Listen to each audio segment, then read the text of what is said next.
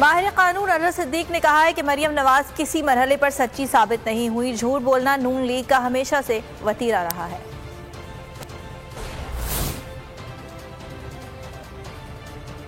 नहीं मिलनी चाहिए।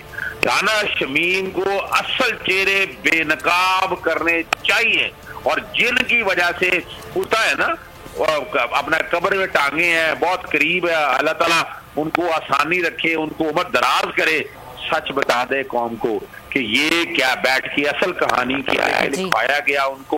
और अब तो माफी लिख दी है, लेकिन अपना ना बिला मशरूत माफी लिख दी है। उस माफी के अंदर पहले एफिडेविट और इस एफिडेविट में देखिए तो बहुत से लकूनाज आज भी मौजूद हैं।